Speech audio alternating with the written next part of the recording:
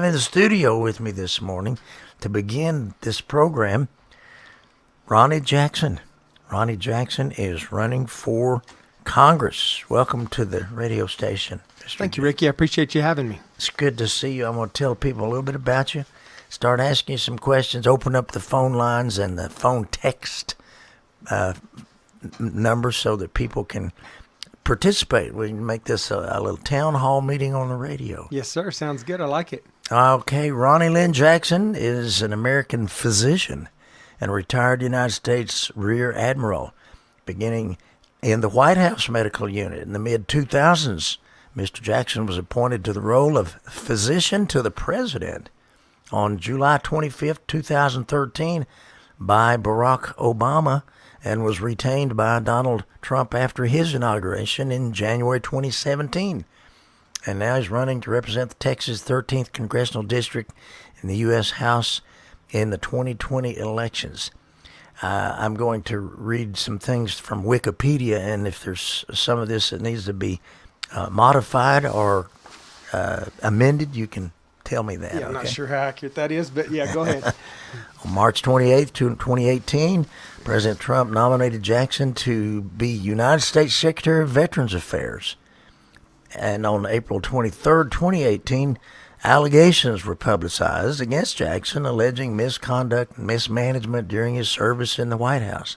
Was that a political stunt? Yes, sir. That was all directed at me because I was supporting President Trump and his agenda. Yes, sir. That's kind of what I figured. The administration disputed the allegations. Concern was expressed about your lack of management. Lack of management. Yeah. That's kind of odd for a guy to be a physician and be appointed to look after the president and that be an allegation. Well, that's what they started with. They wanted to go down that path, and instead of went down that path, it would have been fine. You know, I could have defended myself on that and made the case for why, I was the appropriate person for the job. But I was prepared to do that, and that's when they went after. That's when they went with the anonymous, unsubstantiated, just made up garbage that they pushed out after that. Oh, they're real good at that, aren't they? Yeah, they're good at it. On December 26th, you withdrew your nomination as Secretary of Veterans Affairs, returning to duty with the White House Medical Unit. Then on February 2nd, 2019, President Trump appointed you to serve as Assistant to the President and Chief Medical Advisor, which was a new position in the executive office. Raised in the small town of Levelland, Texas. Yes, sir. And I think our radio signal might reach close to there from the Farwell station. It's 51,000 watt station. It reaches close if it doesn't quite get there. He attended Texas A&M University, graduating in 1991 with a Bachelor of Science degree in marine biology, and went on to attend medical school at the University of Texas Medical Branch, receiving his Doctor of Medicine degree in 1995.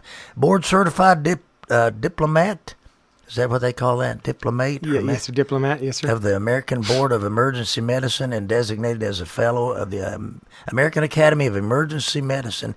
He holds currently faculty clinical appointments with the Uniformed Services University of the Health Services and the Harvard School of Medicine, affiliated Beth Israel Deaconess Disaster Medicine Fellowship Program. That's a lot of words yes, right sir. there. All right. Well, there's more we could say about you, but you spent some time in Iraq, deployed in support of Operation Iraqi Freedom as emergency medicine physician in charge of resuscitative medicine for a forward deployed surgical shock trauma platoon in Iraq. Yes, sir. That's right. Well, President Trump had some things to say about you, and we've got a little collage of that you put together or somebody did in a radio or television advertisement. Okay. Let's let the people hear what he said about you, okay? Okay. Yes, sir. Ronny Jackson is one of the finest men that I've met. He's a great doctor, he's a great admiral, a man that's given his life to this country and to the military. A brave man, an American hero. Ronny Jackson, he's a doctor, he's an admiral. What he is a leader and a good man. Ronny Jackson is a great man. Ronny Jackson has led a great and beautiful life. All right. Well, does that mean that you have his endorsement for this office? Well, he's supporting me. I never, from day one, I actually asked the president for his endorsement. But I think everybody knows what the relationship is between me and the president. He's been a staunch defender of mine. He's always had my back since day one. And, he and I have a close relationship, and I will continue to have his back as well. Okay. Well, let the folks hear something that you put on Facebook earlier this week. You have a Facebook page and a web page, and it's pretty interesting. Yes, sir. Hey everybody, Ronny Jackson here. Most of you know me as President Trump's doctor. However, I'm also a Navy Admiral, and more importantly, I'm a Texan. I'm running for Congress here in Texas 13. I'm running so that we can take the House back from the liberal Democrats led by Nancy Pelosi. Early voting will run for a few days, and the primary is on March 3rd. I need you to get out and vote. Take a neighbor with you. Take as many people as you can and vote for Ronny. I'm going to need your help to get in this fight and help our president, President Trump, keep America great, keep our Texas values strong, and take the House back from these liberals. Take the House back. Take the House back. If we don't take the House back, we're going to face, assuming President Trump is reelected, we're going to face 4 more years of impeachment talk. Yes, sir. We got to get the House back. It's super important. We need all 3 branches of government so we can, turn back some of the stuff that's happening on the left right now. I mean, the rhetoric and the ideology of the far left right now is literally going to destroy our country if we're not careful. Yes, and it's what made you decide to run? Well, I tell you, it goes back to, like you said, I have had, 25 years on active duty, 4 years in the reserves prior to that. So I've got almost 30 years of service in the Navy. So, I've done nothing but serve my country since I got out of college. That's really my entire adult life. That's all I've done. I enjoy servicing my country, and I enjoyed my time in the Navy. I was getting ready to get out of the Navy this coming spring, just to move on, do something else. And my wife and I were both anxious to move home to Texas. And my kids are mostly grown now, so we're excited about coming home to Texas and getting a place where, hopefully our grandkids could come visit us soon, and kind of get that ready. So that was the plan.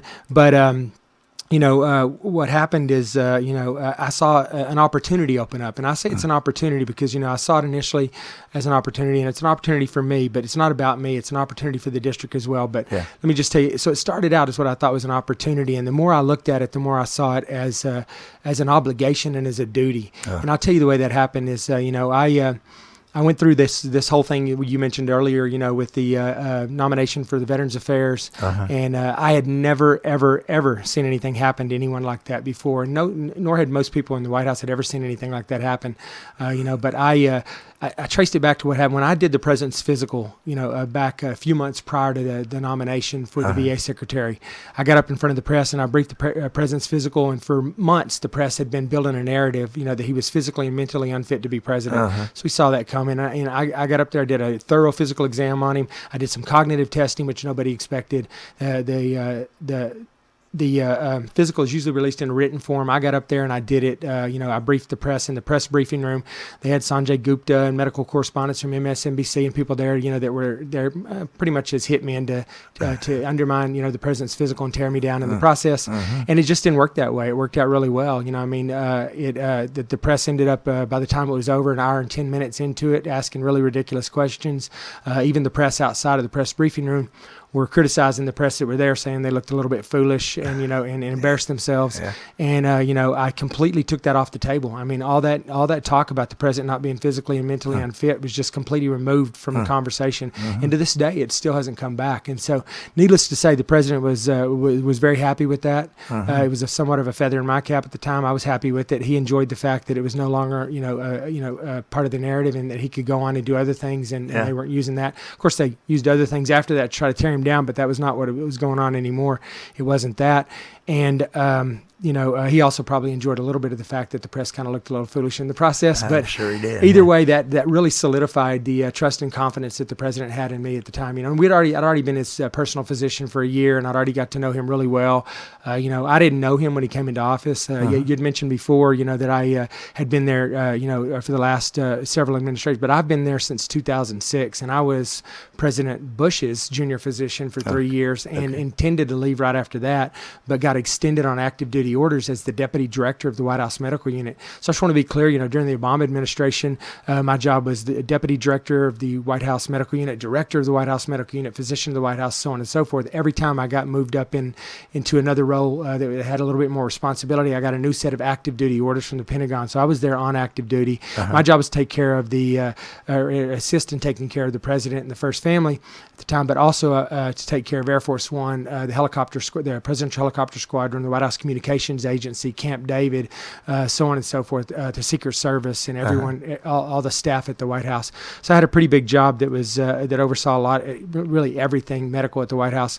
But like I said, I didn't really know President Trump, when he first came on board, but he and I developed a really close relationship early on. My office is directly below his bedroom in the White House. And so every morning I'd be the first person he'd see in the mornings, the last person he'd see in the evenings. I'd see him multiple times throughout the day, and I was over in the West Wing doing one thing or another throughout the day. So I got really close to him, and we got in the habit of, he'd be up early in the mornings before most folks got to work at the White House, and he'd be watching the news, tweeting, making phone calls, whatever, and he had a lot going on. By the time he came downstairs, he'd drop down the elevator. I'd be the first person he'd see in the morning. He'd engage me right away. Did you see this? Did you see that? And I said, yes, sir. We'd strike up a conversation, and I'd just walk him to work. I'd walk him to the Oval Office. I'd walk him down the West Colonnade, down the Oval Colonnade, right into the back of the Oval Office, and I got in the habit of doing that.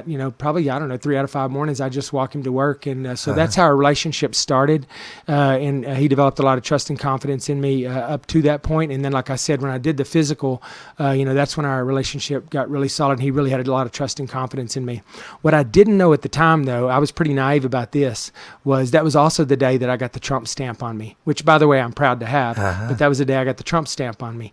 And from that day forward, the far left and the liberal press, man, they were determined that if they had an opportunity to cut my legs out from under me, that they were going to take it. And when the president nominated me for the Secretary of the VA, he thought I was the right person for the job, and I was, and I would have done a great job as Secretary of the VA. He and I talked a lot about veterans, about DOD stuff, just anything and everything related to the military, as well as other stuff. And he thought that that I was going to do the right things for the veterans, and I was going to be driven by the political side of the House, or the special interests or anything else. I was going to do what was right for the veterans, which I was. But anyways, long story short, everything went completely fine with that nomination process all the way up for the first 2 months, all the way up until about a week before my confirmation hearing. And then suddenly, about a week before my confirmation hearing, these unsubstantiated, anonymous, complete garbage, made up lies just came out into the press, and they were just released from Senator Tester, who was the ranking member on the Senate Veterans Affairs Committee. They were brought to his office, and to this day, we don't know who those people were. It was completely anonymous, right? Supposedly. We don't know where they came from. But he took these complaints and he just gave them to the press like they were fact, and they were completely unsubstantiated, and they knew it. They knew they were false. They didn't care. They just wanted to get the narrative out there and tear down the nomination, right? And so they made crazy claims like that I had gone to a Secret Service party, got drunk, and wrecked a government vehicle. Really? I was like, are you kidding me? Any 2-bit investigator can figure whether or not that actually happened in about 24 hours, right? I've never, ever in my entire life been involved in an accident involving alcohol. I've never even been to a Secret Service party. And the crazy thing is, if you look back into the Washington Post and some of the reporting that was done about a year earlier, that actually happened to a Secret Service agent. It was like they took that story, cut his name out, stuck my name in it, and recycled it to the press. That's the kind of garbage that they get away with, and they made other accusations, that I was dispensing opioid medications recklessly and prescribing medications to that once again, complete made up garbage. That was investigated by the Virginia Board of Medicine, that was investigated by the Secret Service, by the White House, by everybody, and just because they were forced to when the accusations came out, and it was all found to be completely unsubstantiated, and not true. I can count the number of times that I've prescribed opioid medications in the White House over the last 14 years on one hand. I never, ever, ever prescribe opioid medications for anything. And the whole, that I had prescribed medications to myself. That's ridiculous. That's completely ridiculous. Wow. And I've been at the White House this entire time, and I have a high level clearance, the highest you can get. The president nominated me for my second star. I was promoted in the White House to assistant to the president. I've maintained my medical license. Like I said, I've maintained my security clearance. I stayed at the White House. I mean, none of these things would have actually happened had any of that stuff been true. Yeah. And these accusations were 2 years ago, mind you, right? Well, anyways, they came after me with all these accusations, and I got to the point where, it was really hard on my family. I mean, they staked out my house, and they were tripods set up in my driveway, and my wife couldn't leave the house. And, they were mobbing me when I came out, the White House, and my kids were already having to attend these liberal schools in the D.C. area because that's where we're living, and, they were being harassed at school. And I just really thought, this is becoming a huge distraction for the president, and for his agenda. He was already doing a lot of really great things for our veterans, and this was distracting from it. It was making our veterans a political football. And I'm a firm believer that our veterans, whether you're on the right or the left, that our veterans are national treasure. They've sacrificed, and we have the freedom. So I can sit here and talk to you about this, and I can tell you what I think about what's going on in D.C. They've given their lives, and a lot of them are seriously disabled now because of that sacrifice. And I just when I saw that they were making the veterans a political football, they were undermining the president's agenda and all the great things that he had done for the VA, and it was just becoming such a burden on me and my family. I just regrouped and I talked to the president. I said, you know what, we need to figure out another way for me to get involved, this, that, and the other. We need to, so I ended up withdrawing my nomination. The president asked me to stay. He didn't want me to leave. So he promoted me to assistant to the president, maybe one of his senior advisors. And that's what I've done for the last year and a half. But I'll tell you, for the first 6 months or so, I was seriously disgusted with D.C., and I just wanted to go home to Texas. I wanted to retire. I wanted to get out of there. I just, I thought to myself, this place truly is a sewer, a swamp. I don't like the people here. I don't like the politics here. I'm just disgusted with the whole place. That went on for about 5 or 6 months while I was doing my new job, and I was doing all this policy stuff with the president. I was out working on the border. I was working on healthcare stuff. I was working on pharmaceutical pricing. I was working on the opioid crisis. I was leading the efforts at the White House to some extent on a lot of fronts on the opioid crisis. And like I said, the president sent me out to the border like 4 or 5 times to work on issues out there. I was doing all this, but during that time I was going through this phase where I was really just disgusted with DC. And after a while, I started changing my mind, though. I started asking myself as I was getting ready to retire, because I put my retirement paperwork in, or I was getting ready to put it in. I was going to retire this spring. I started asking myself, wow, am I going to be okay with this, right? Am I going to be okay being that guy? I was going to go back to Texas. I was going to make a good living, sit on some boards, do some consulting, make more money than I made on my Navy salary for sure, have a great life. And my wife and I were both looking forward to coming back to Texas. But I thought, I don't want to be that guy that's out there that's complaining all the time about, how messed up DC is, what an unfair place it is, and what, the process that I went through and everything, and what a horrible process it was. I think 5-10 years from now, I wouldn't be okay being that. You know what I mean? Yeah. So that's when everything kind of came together, and I realized that Mac Thornberry, as he announced late in the game, was going to not run again, and there's going to be an open seat up here in the 13th Congressional District. And this is where I grew up. I grew up in the Panhandle of Texas, the base of the Panhandle in Levelland, Texas. I'm not hiding where I grew up. That's where I grew up. It's a small rural farming community. There's nothing but cotton and oil there. I grew up in the exact same environment. All my family lives in the Panhandle. They live between Levelland and Lake Meredith. They're strung out all over the place, in Borger and Pampa and everywhere. And I'll tell you, these are the people I grew up with. These are the people that I consider my people. I can represent the people of the 13th Congressional District without changing anything about who I am. Socially, politically, economically, culturally, I'm on the same page, right?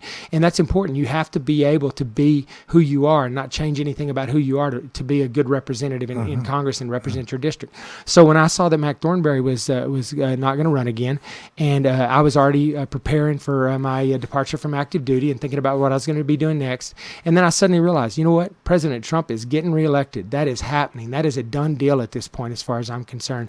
And I just looked at it. All three of those things came together. That's where this opportunity or this duty, this obligation to get in the fight. And I thought to myself, I'm not going to be that guy complaining about stuff for the next 5 or 10 years. I am going to go back. I am going to get elected. I'm going to represent the good people of the 13th Congressional District. I'm going to get in the fight. I'm going to go back to D.C. and I'm going to fix what's broken in this country from the inside out. And I am motivated to get in there and to fix the problems that we currently have, with the way the liberals and the socialists have taken over our country right now. So that's kind of where I came from. All right. Well, thank you for that. Let's open up the phone lines and the texting number for people who have questions for you. If you'd like to call and be on the air, The number to call is 806 area code 359-8855. 359-8855. Diana is here to take your call and put you on hold if we need to do that, and then transfer you in here to the studio. Or you can text me right now. The texting number is 213-802-8651. That's 213-802-8651.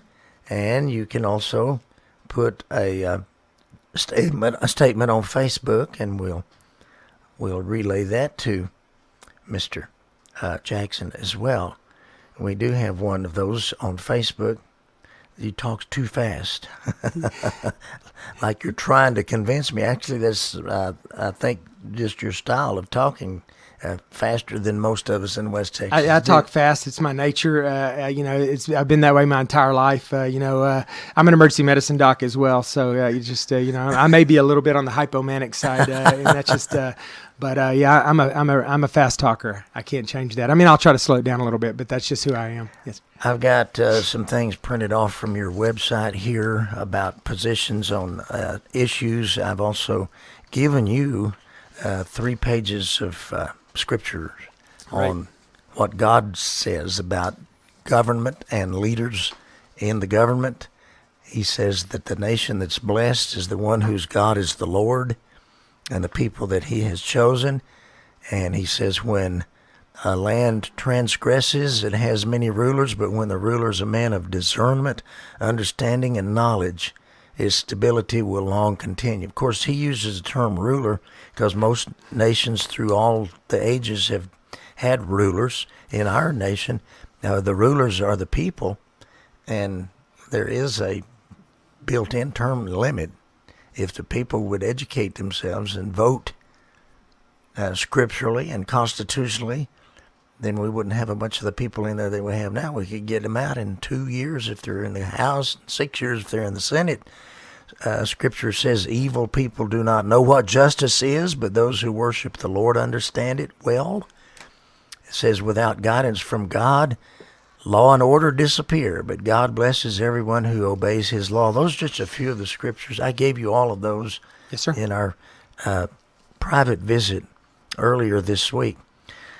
Imagine a voter base that is so brainwashed that when their candidates promise to raise their taxes, disarm them, and leave their borders unprotected, they still go out and vote for them.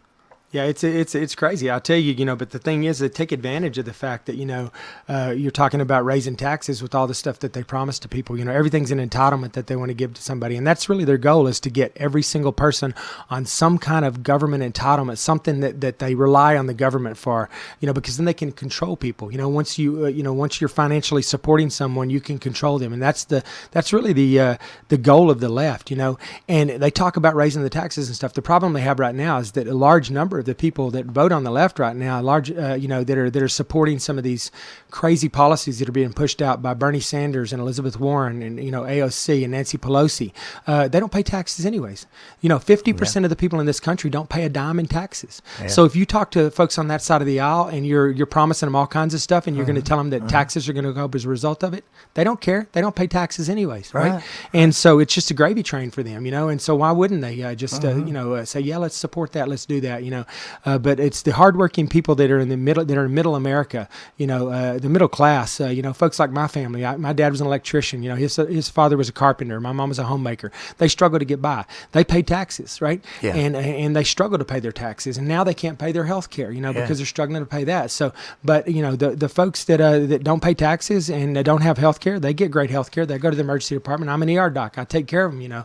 When I was doing that, they get top quality, access to care through the emergency department in the hospital, and they don't pay health care, right? It's the ones of us in the middle that have the sky high, insurance premiums, and then the sky high deductibles that basically end up with nothing but, catastrophic insurance care, and can't even go to the doctor for routine stuff in the middle because of the copays and the deductibles. Yeah. So, anyways, I think that the left feeds on that. They take advantage of that, and that's really what they're doing now.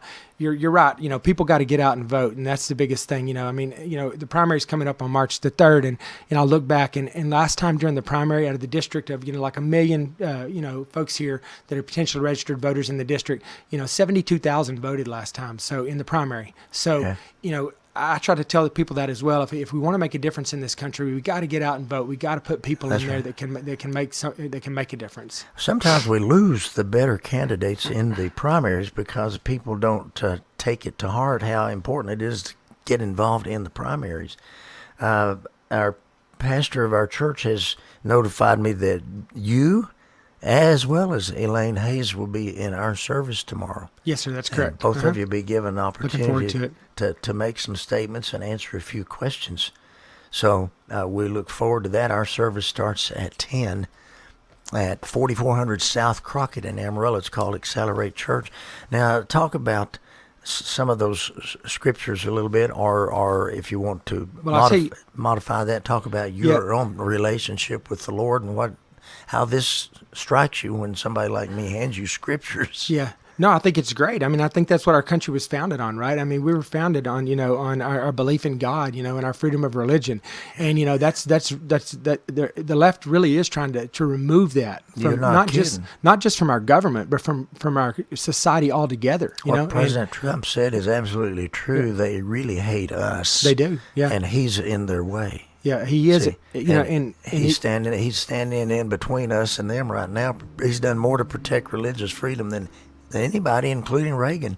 Right, and like you said, you made a point that we have to have good good faithful Christians that are leading our country that are gonna protect that stuff for us, and I think perfect example of that, of having the right people in place. And President Trump's done a fantastic job with his appointments and stuff, and I think that's been one of his biggest impacts as president. That's kind of, I wouldn't say gone unknown, but it's been kind of quietly making its way through the process.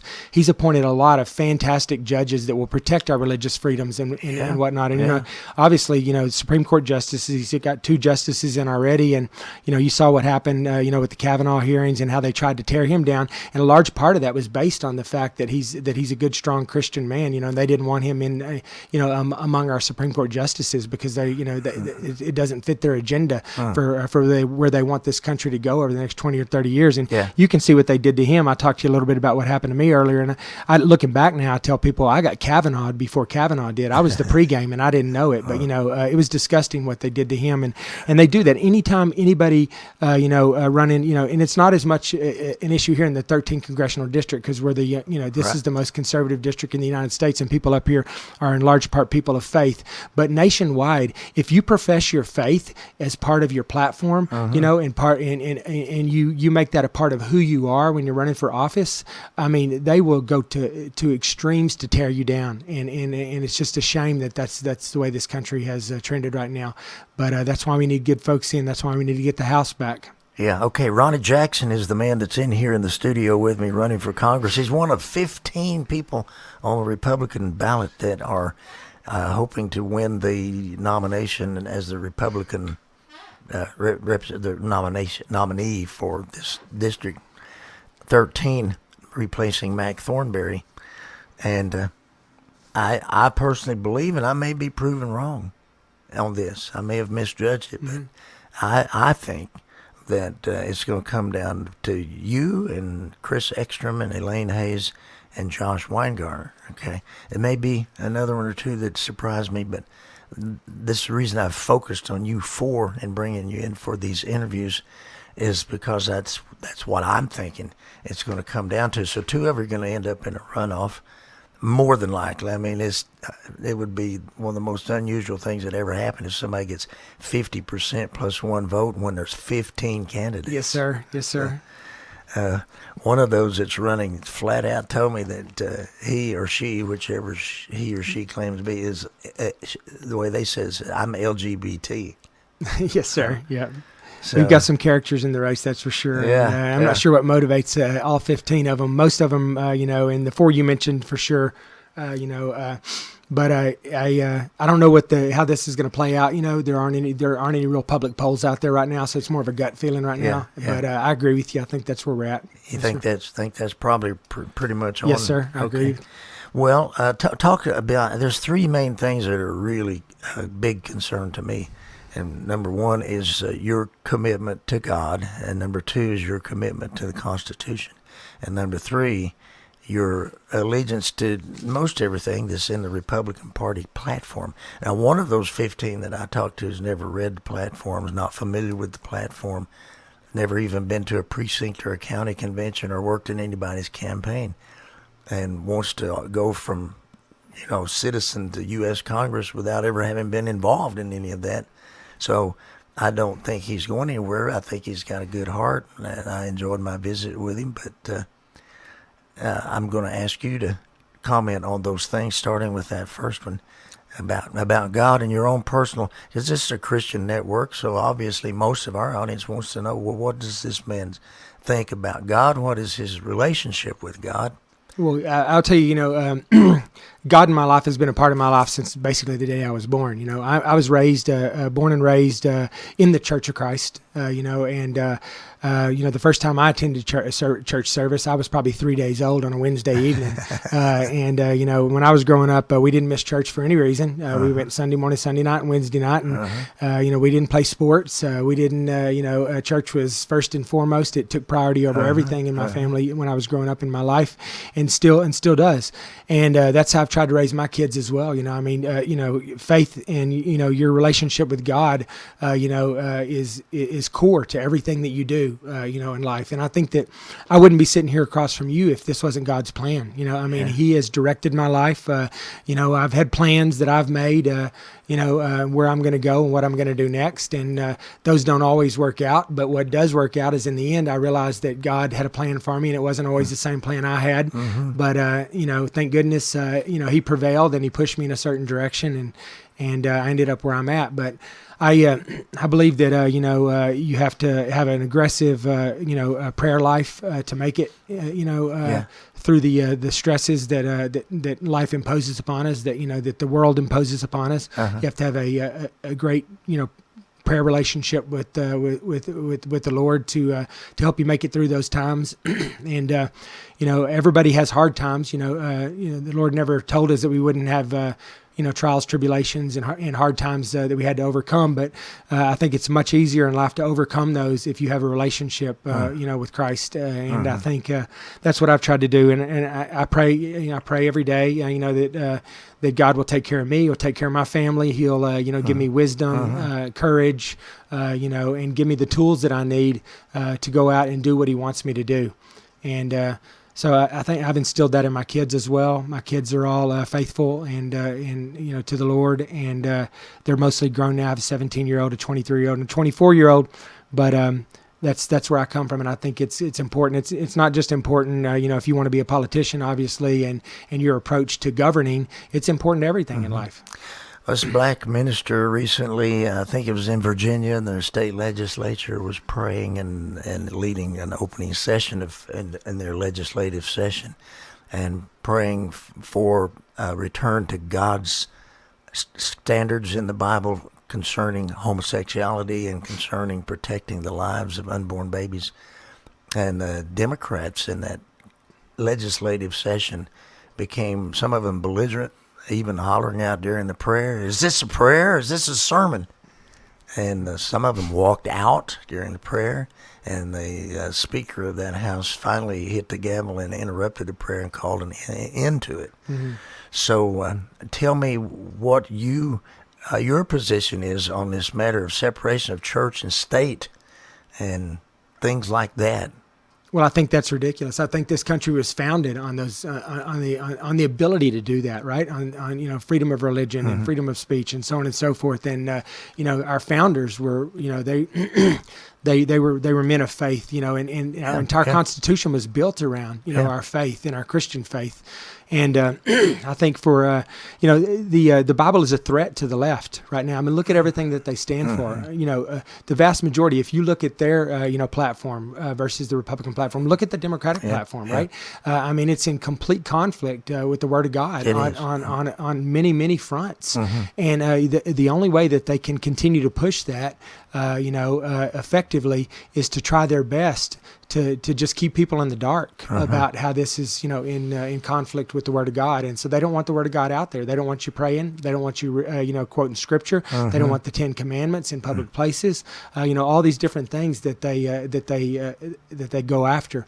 And I just think it's some of the scriptures we talked about the other day talk about how governments who are founded on sinful ideology like this will ultimately be punished and destroyed. And I think that's happened over and over throughout history.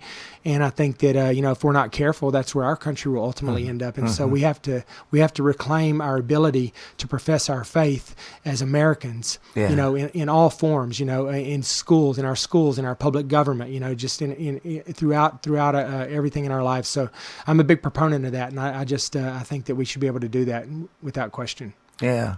Okay. Here's a listener named Kim that wants to have you address the subject of mandatory vaccines. You and I talked about that. Yes, sir. In private. This 1986 National Childhood Injury Act, Kim says, needs to be repealed.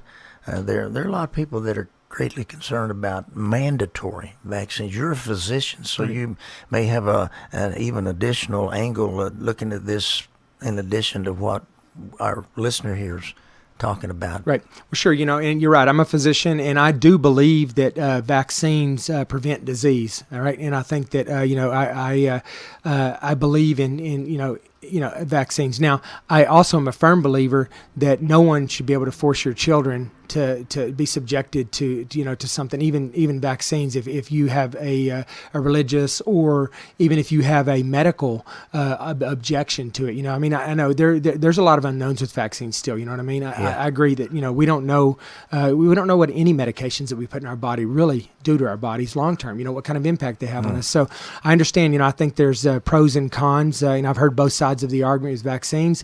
I lean towards most vaccines, and I think we can go over the top with vaccines. I think we can vaccinate, we can over vaccinate.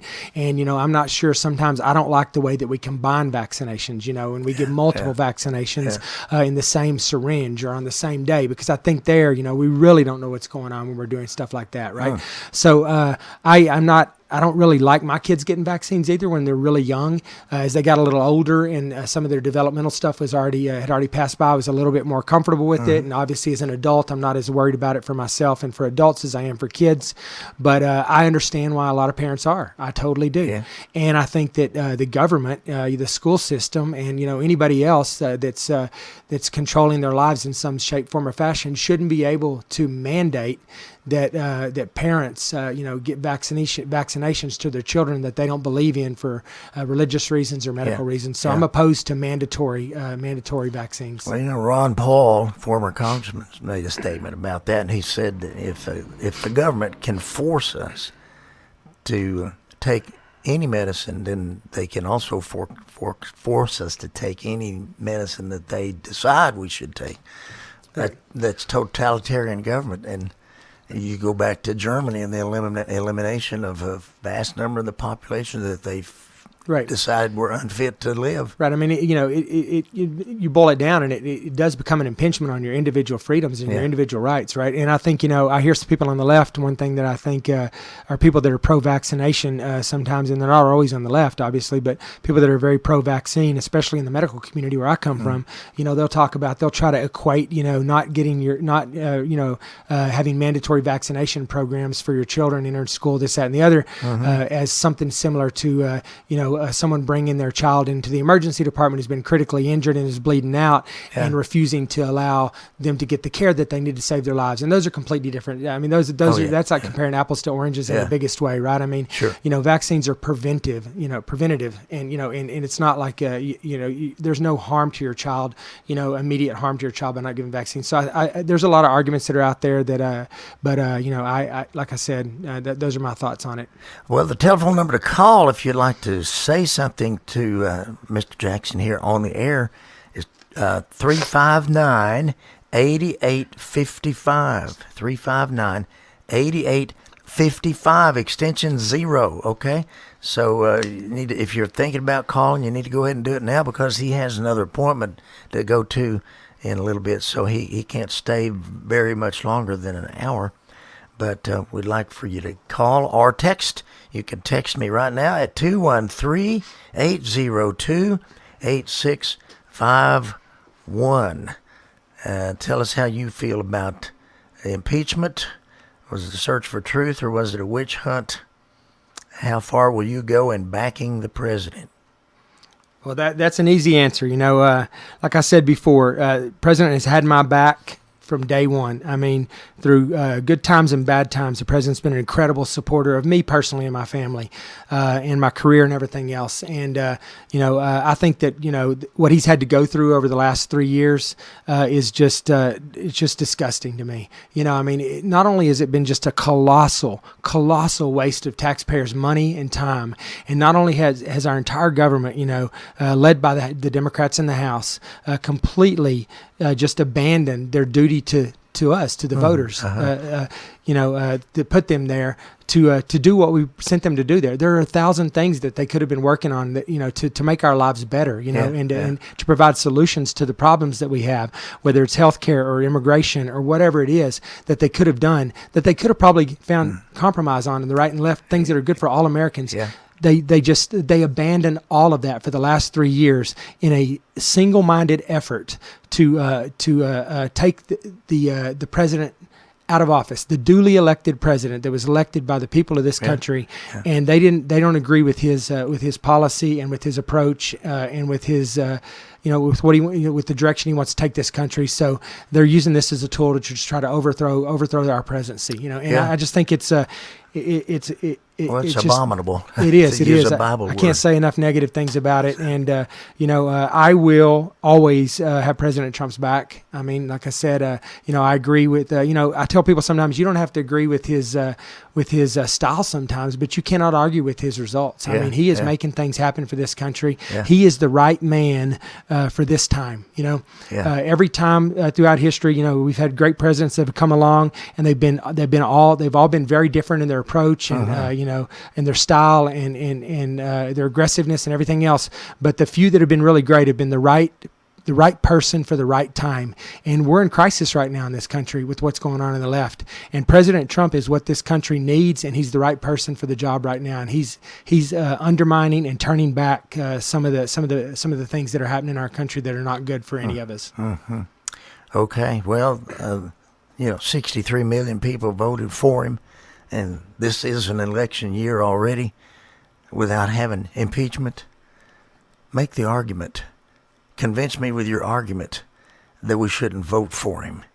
Don't impeach him for crying out loud. I mean, leave it to the people. And that's why they're impeaching him. They can't convince you. There is no argument. They can't. They look across the board. Everything he's done, national security, what he's done for our economy, everything he's done, is good for our country. So they can't make a legitimate argument about why you shouldn't reelect him. So that's why they've gone down the impeachment path.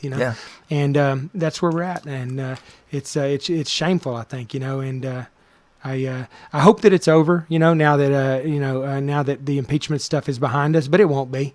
They're going to continue to come after him, and he's going to need good people in there to help him fight the fight, and that's why I want to go back, to be honest. Well, they're already coming after Barr now with the same venom that came after you and they came after Kavanaugh, and that's just another stunt, another attempt to destroy President Trump, because if it was somebody else in there that they liked, they'd be okay with William Barr. Right.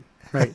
Yeah. They would have been okay with you. They were okay with you when you were Obama's attending physician. Right. That's right. Yeah. And they would have been okay with me as the VA secretary too. But I'll tell you what scared them to death with the thought of me being the VA secretary, is the people that they were putting up for the job, that they were pushing out there, is that they wanted in, that they had basically, talked about for months and months before my name ever came up, before the president ever nominated me. These are people behind the scenes. These are, the deep state in D.C. is real. I mean, it is absolutely positively real. The president's done a good job about getting some of the folks out of there and finding some of these people and getting them out of government. But they are, make no mistake about it, they are still there. They're in all the departments in government. They're in this, they're in the Senate, they're in the House, and they're not just elected representatives. They're career people that are in our government. That are trying to undermine the president every step of the way. And that's been the biggest problem right there, isn't it? It is, and they've come up. They've pushed people out there, and they believe that they honestly, are better prepared to pick our leaders than the president is, and they'll come up with creative ways about how they try to get that in there and sell it to the president and get it out there. And that's kind of what happened with me. And they were terrified because I had no allegiance to anyone. They realized that whenever the president nominated me for the secretary of the VA, they were like, "Wow, we can't let this happen. This guy's not going to answer to anybody but the president, right?" And that terrified him. It terrified him that. And that's what it's supposed to be. Cabinet secretary is supposed to answer to the president. But that's not the way that they want it to run. Everybody wants to have influence over people in those positions and the policies that they come up with. Yeah. I'm going to ask you a question that you would have the answer to that nobody else would have the answer to that's running for Congress. Yes, sir. Because you've been there in the Oval Office on many occasions. There are some evangelicals that are Trump. Well, they would take great offense if I said Trump haters, but they're never Trumpers, okay? Right. Yes, sir. And they sound the same as the Democrats when they speak about Trump and how horrible he is, and now they're attacking us, writing articles like that we evangelicals that support him are duped, right? And that this is a stunt, it's a photo op. When he has these people around him praying for him. I've heard Gary Bauer say, though, he has those people around him praying for him when there's no camera inside. Absolutely. You comment on that. You've been there. You're a Christian man, so I believe you're committed to honesty.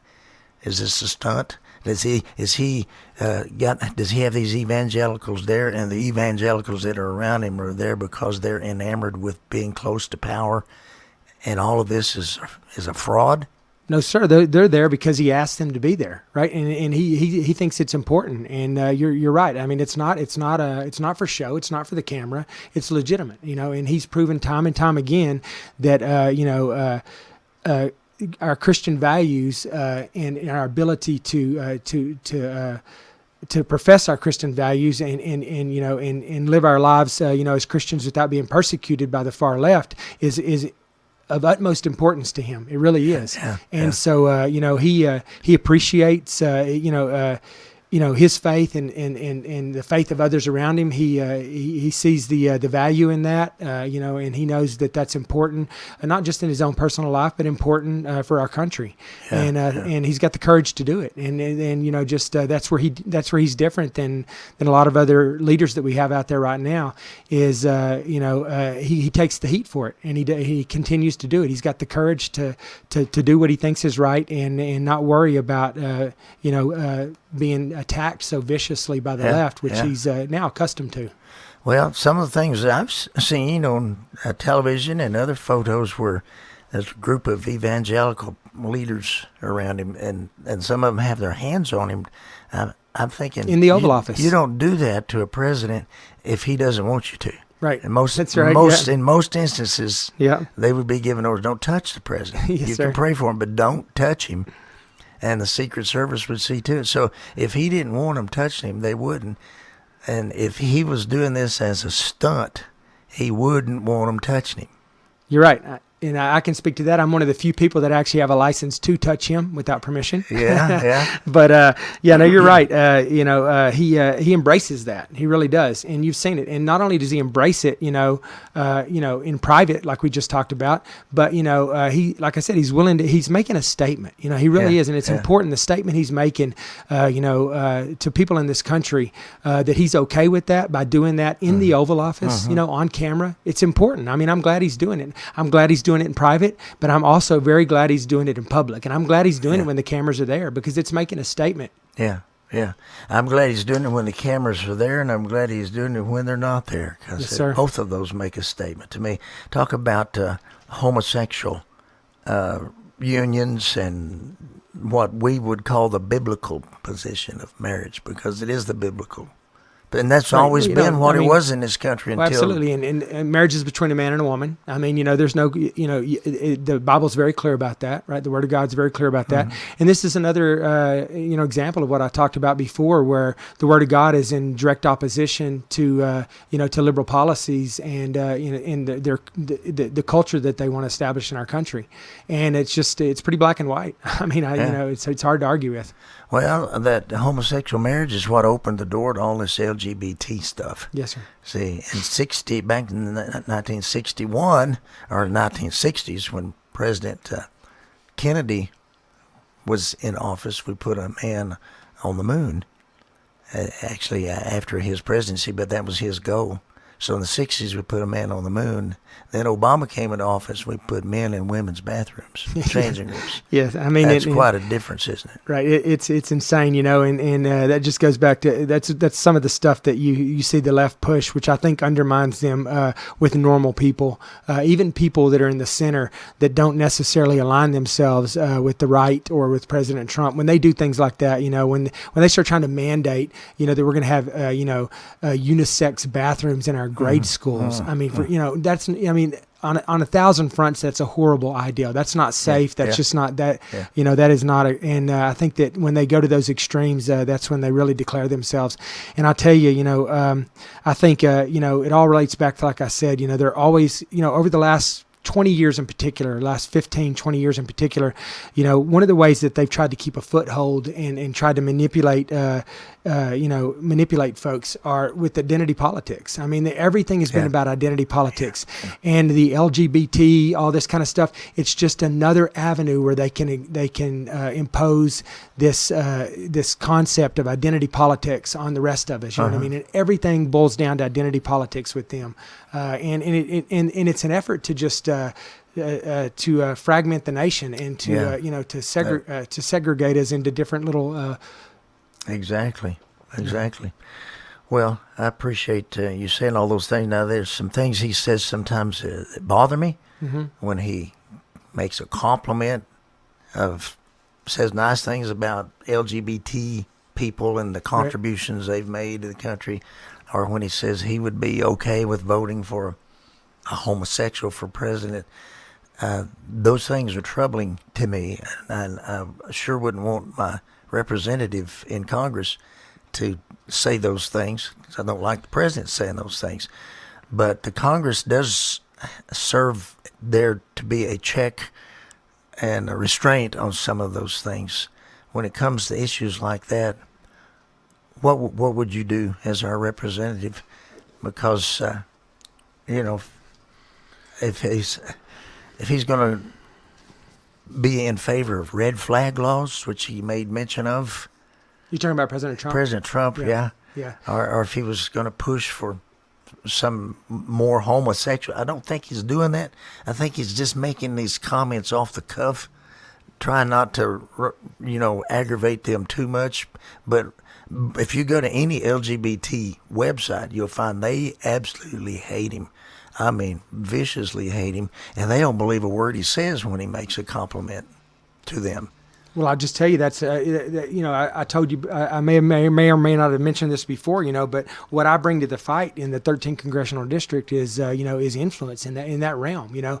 I mean, I think I've told you this before, and I've mentioned this obviously on other radio shows I've done and stuff. But Mac Thornberry's been there for 26 years. He's got a lot of influence, a lot of authority. Yeah. When he speaks, people listen. He's chaired committees. He's the ranking member on committees now. Yeah. The day he leaves, that's gone. It's zero for the 13th congressional district. You're going to have a freshman congressman or congresswoman in there. They're going to have no influence whatsoever, zero, for the next 6 to 8 years until they're there long enough to develop a voice where they can independently advocate for this district. Yeah. And that's what's important right now. The 13th congressional district, like I said before, the most conservative district in the entire United States, right?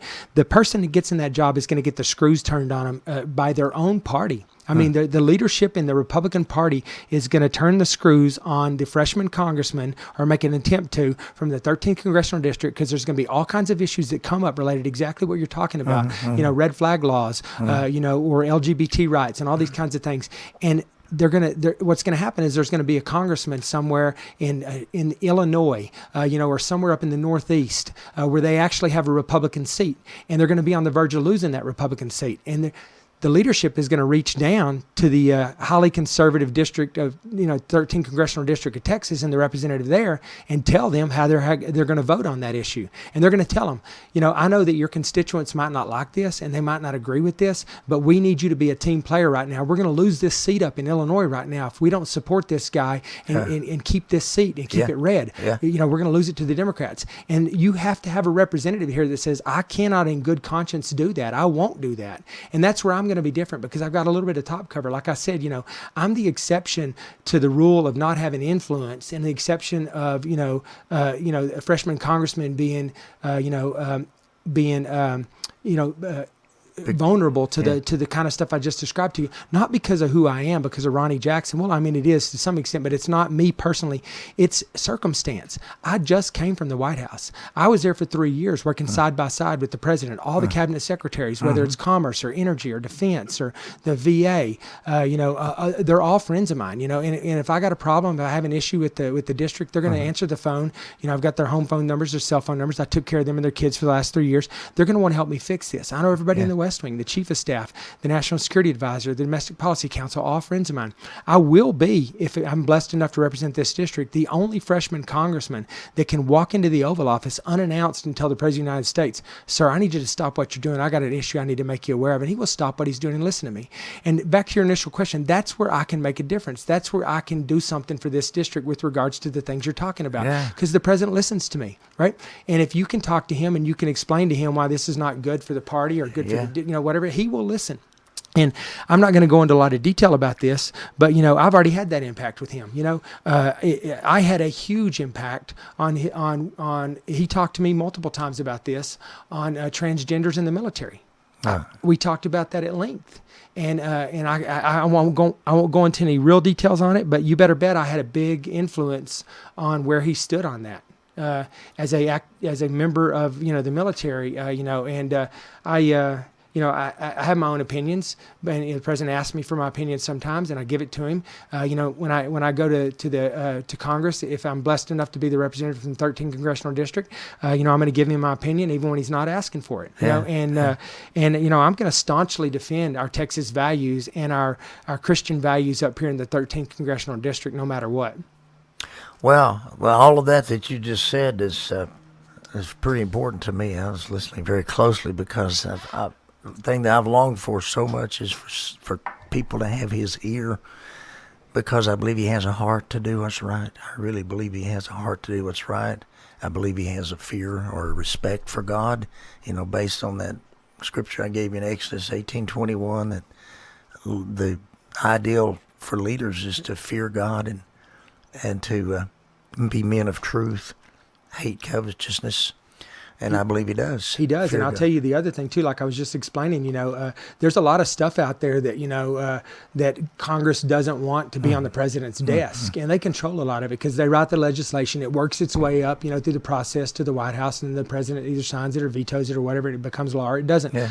But there's a lot of stuff that never makes it there because, it's not on their agenda, or they don't think the timing's right, or they don't want to lose votes because of it, this, that, or the other. Yeah.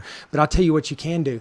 The president, if you've got his ear, and I do, you can talk to him And when you bring something up and you get the president interested in it, the president will start talking about it, and he'll talk to, to Mitch McConnell, or he'll talk to, the Speaker of the House, or the leader in the House. He'll start the conversation. When the conversation starts at the top down, suddenly these people have no choice but to get interested in what's going on, because the president's concerned about it. He's talking about it, right? Yeah. Cabinet secretaries will start acting upon it. Members of Congress will start, telling their staff, we got to figure out where we stand on this. The president's concerned about it. The president's asking about it. The president's talking about it. And that's where you can have a big impact. I can have a big impact by pushing things from the top down like that, and things that are important to our district. Yeah. Wow. Well, that means a whole lot to me for somebody to have talked to him, and as you already have, about this transgender thing, because, when he says complimentary things, man, or sends a tweet out and says they've done good things for the country, I think, it's like Dr. Michael Brown said. I'm not sure if you're familiar with him, but he's got a voice on a lot of radio stations across the nation and writes articles that appear on some well-known websites. But he says, President Trump, pick your side on this, because those people they're going to still hate you. Right. They're going to still hate you because you're not full throttle right. for them. Right. And you're damaging the support, the strong, commitment from your base to make compliments that are too complimentary to those folks. Yeah, and I'll tell you the other thing, too, that I think, and I mentioned this briefly, but it's going to have a huge impact on our country for the next 40 years. And I'm telling you right now that the process that goes on, in the Oval Office, in the West Wing right now, for selecting judges, and the judges that the president has been pushing out there, is working phenomenally. Yeah. He is picking great judges that share our values. He's getting them confirmed all over the place. It's not just the Supreme Court judges; it's federal judges all over the place. These are people. 193 so far. These are people that are going to have an incredible impact on our country for the next 40 years, and so that will be his legacy when this is all over someday. One of his biggest things that will be part of his legacy will be the judges. Can you stay 10 more minutes? Yes, sir. Okay. You betcha. What are your views on government control of education? Oh man, I've got a ton of views on that. I think that. Siri's talking back to you. Sorry. She did that to me last night. I blew my nose, and Siri says, "Can I help you?" Yes, sir. I'll tell you, the federal government needs to be completely out of our educational system. We legitimately need to get rid of the Department of Education, right? I mean, education should be a state and local issue, and I will give you a perfect example of that. Something that happened the other day. I went to Austin, Texas to file because I was going to come down. I was, as soon as I got in the race, I left the White House, retired from the White House and retired from the Navy on December the 1st, jumped in the race. The filing deadline was December the 8th. I was going to come down here to Amarillo and file. Found out I had to go to Austin because there's 41 counties. Drove to Austin. Was pulling into the city limits of Austin, and I heard on the radio they were talking about this, and they said that the Austin School Board was intending to pass a resolution that said that as part of the required sex education classes for third graders, that they were going to now require that also include instruction or education on anal sex. Oh, can you believe that? That is what's happening to our system right now. Our educational system is being destroyed at the primary school level and at the university level. We already know what's happening with the liberal, bias of all the professors in our universities and stuff. But it's happening. They're getting to them now at the very early levels of their primary education. And another thing that happened. I tell people that I heard a survey the other day, and They surveyed kids that were 25 years of age and younger. And one of the questions, there were a variety of questions, but one of the answers, these kids that were 25 years of age and younger, 49% of them said that they preferred another country over the United States. And the reason I bring that up is because none of those kids have ever been anywhere besides the United States. That's not education, that's indoctrination. They have been brainwashed by the liberal press and by the far left and by our educational system, especially in that regard at the university level, to think that this is a bad place to live and that there are other places that are better to live. And I can tell you firsthand, I've been to 118 different countries. There is no better place to live than the United States of America. This is the best country on the face of the earth. But our our kids are being brainwashed at a very early level now. And I absolutely positively do not want somebody from California or from New York or New Jersey deciding what my kids' curriculum up here in the 13th Congressional District looks like. I don't want them having any role whatsoever in my kids' education. I don't believe the things they believe. We don't share the same values. I do not want them mandating how my kids are educated. That should be a state and local issue, and we should make sure that we are controlling that, not the federal government. So I have no use for the federal government or education Well, this doesn't system. sound like a memorized speech. It sounds like there's passion in your voice. Yes, sir. I'm seriously passionate about it. We needed representatives to keep their telephone lines open to the public when they're in office. Would you do that? How accessible will you be to us? Will you forget us when you're elected? No, sir, I will not. And I'll tell you right now, and this is no hit on the other folks that are running against me in this race, but you can look at other folks' websites and see some of the stuff that they put together on their yard signs and some of the stuff they put out. And you can tell that they're excited about going to D.C. and being part of that culture, being a congressman or congresswoman or whatever, and they're excited about being part of that culture. I will tell you right now, the Hollywood of that place wore off for me a long, long time ago. I'm excited about coming home to Texas and being part of this culture, the culture I grew up in. And so I will tell you that, I will be there fighting the fight. And when there's votes to be done, I'll be up there voting. I'll be up there taking care of business. But if I have the opportunity between being there for a week and being here for a week, you better bet I'm going to be here, not there. And I'm going to be completely accessible. My kids are grown. It'll be me, my wife living here, and hopefully my grandkids around a lot. But I will be out in the district nonstop talking to people, figuring out what the issues are, what the problems are, what the solutions are, and then I will go to D.C. and I will fight the fight.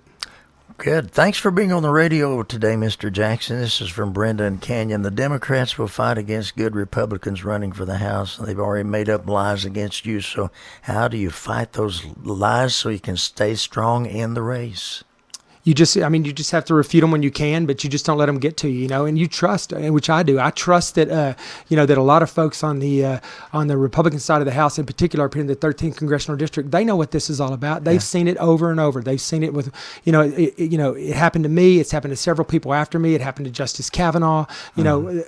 Most people up here in this particular district, they know how the game is played, right? And they know that this is part of their effort to keep good folks out of Congress, and that's what they're doing. And I say, just keep fighting the fight, and I don't let it get to me. I don't let it bother me anymore. I told my wife when we first started this, I said, we're going to get in this and we're going to enjoy the process. We're going to work hard. We talked about the Bible earlier. The Bible says that your integrity will protect you. Yes, sir. Integrity will protect you. I remember my son and I visiting about a conflict that was going on once when I was still a pastor. And I said, if my integrity doesn't protect me, I don't deserve to be protected. That's right. And the Lord says, you don't have to bear that burden yourself. Take it to the Lord in prayer and let Him, help you, with your trials and tribulations. And I think if you trust in the Lord and you trust that He's got a path for you and you're on that path, I don't think you have to worry about those things. They'll take care of themselves. Yeah. Good morning, Brother Jackson. What is your view on how the economy is doing? That's from Greg. Oh, this is a black minister in our city. Okay. Yes, amen. Yep. I know this man. He's a good brother. What's your view on how the economy is doing?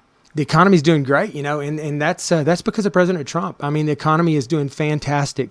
He's done the things that we need him to do. I know that some of the stuff that was going on with the tariffs and stuff were hard on a lot of folks, including the farmers and in the ranchers and the dairy folks and everything up here. They were hard on them, but I think there was a long game on that. I think that it's going to make a difference for us down the road. I think that one of the things the president's done that's been more useful than anything towards our economy is he has just crushed regulations. Some of those had to do with broadcasting, and I'm really thankful. I'm telling you, the regulations that are out there, they impinge upon our individual freedoms. They stifle small business growth. I mean, they're just not. The vast majority of them are not good for us. And I tell people all the time, a lot of regulations come around because of a need, right? They want to protect our food or our water or something. But what happens is regulations become a massive bureaucracy over time. Yeah. And then what happens is once they become this big bureaucracy, they become a political weapon, usually of the left directed against the right. And that's what's happened to us. And so we have to continue getting rid of those. I remember one day, I'll always remember this. It was early on in the president's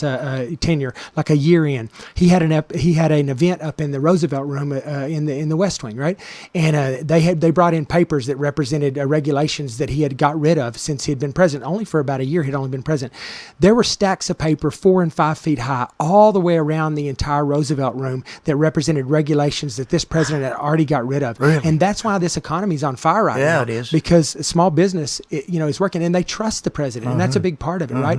They trust that he's going to take care of our economy, take care of small business, because some of the during previous years in the last administration and stuff, people didn't do things even when they had the opportunity to, because they really didn't trust the process, and they didn't think that it was real, and they were worried about what would happen to them if they took chances in their business, and hired new employees and did these other things. Yeah. But the president's he's making great stride, and he's responsible for where our economy's at right now, and it's going to continue if we reelect him, which we will. Yeah, I've got to let you go because you have another appointment. But somebody wanted you to, Nikki here in Amarillo, wanted you to comment a little further on pro-life. How strong pro-life are you? I'm a staunch defender of the unborn. I mean, no exceptions. I mean, as an emergency medicine physician, I've got one exception, and that's if an immediate threat to the mother's life. And as an emergency medicine physician, I mean immediate threat to the mother's life. I don't mean you leave the clinic and you come back in a few days or whatever. I mean the mother is bleeding out in the emergency department, and you choose to take care of the mother before you choose to try to resuscitate the baby.